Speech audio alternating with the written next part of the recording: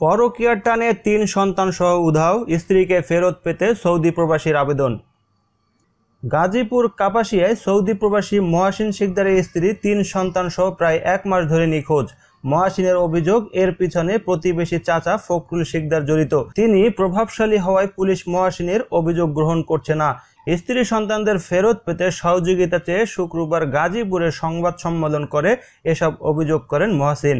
কাপাসিয়ার লাহুরি গ্রামের সৌদি প্রবাসী মহাসিন সংবাদ সম্মেলনে বলেন, তিনি ৮ বছর আগে আমেনা খাতুন ডলিকে বিয়ে করেন। এরপর বিদেশ থেকে প্রতি বছর একবার তিনি দেশে আসতেন। সংসারে তাদের ১ ছেলে ২ মেয়ে রয়েছে। ৭ থেকে ৮ মাস আগে জানতে পারেন তার স্ত্রীর সাথে প্রতিবেশী চাচা ফখরুল শিকদারের পরকীয়া সম্পর্ক চলছে। এ সংক্রান্ত একটি অশ্লীল ভিডিও এলাকায় ছড়িয়ে পড়ে। এরপর তিনি দেশে এসে ভিডিও দেখে ঘটনার সত্যতা পান। ওই রাতেই চাচা ফখরুল তার বাড়িতে হামলা করে মোবাইল ফোন, ২৫০ রিয়াল ও একটি টর্চ লাইট নিয়ে যায়। যাওয়ার আগে কোনো বিষয়ে মুখ না খুলতে হুমকি দিয়ে যায়। কিছুদিন আগে স্ত্রী ডালি বাবার বাড়ি সুনামগঞ্জ যাওয়ার কথা বলে সন্তানদের নিয়ে চলে যায়। পরে তিনি খোঁজ নিয়ে জানতে পারেন ডালি বাবার বাড়ি না গিয়ে ফখরুলের সাথে পাশের সোনারুয়া গ্রামের সজীব ব্যাপারীর বাড়িতে গিয়ে উঠেছে। তিনি সেখানে গেলে তারা অন্যত্র পালিয়ে যায়। তারপর থেকে তাদের খোঁজ পাওয়া যায় না। এর মধ্যে তার বড় ভাই জাহিদুল শিকদারের কাছ থেকে ৫ লাখ টাকা দাবি করে ফখরুল। ওই টাকা দিলে নাকি তার স্ত্রী সন্তানদের ফিরিয়ে দেবে।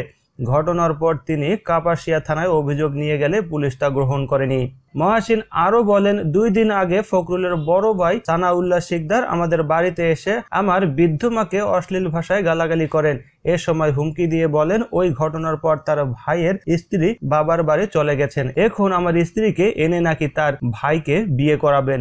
মহাসিন আরো জানান, ফখরুল মাদক ব্যবসায়ী এবং নেশাখোর। তার বড় ভাই বঙ্গবন্ধু শেখ মুজিব বিশ্ববিদ্যালয়ের প্রভিসি। বোন মাসুদা শিকদার গাজীপুরের ভাওয়ালা বদরে আলম সরকারি কলেজের সাবেক উপাধ্যক্ষ। প্রভাবশালী হওয়ায় তার বিরুদ্ধে পুলিশ অভিযোগ নেয়নি। পরে তিনি র্যাবের অধিনায়কের কাছে অভিযোগ করেন। বর্তমানে স্ত্রী, মেয়ে ঈশা, ইলমা ও একমাত্র ছেলে রুস্তম কোথায় আছে তিনি জানেন না।